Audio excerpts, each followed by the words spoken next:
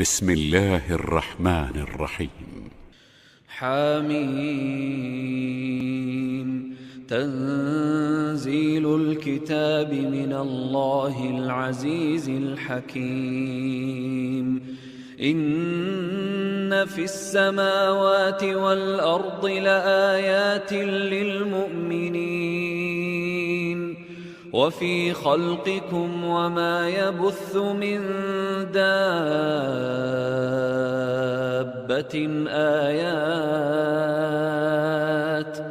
آيات لقوم يوقنون. واختلاف الليل والنهار وما أنزل الله من السماء من رزق فأحيا به الأرض بعد موتها وتصريف الرياح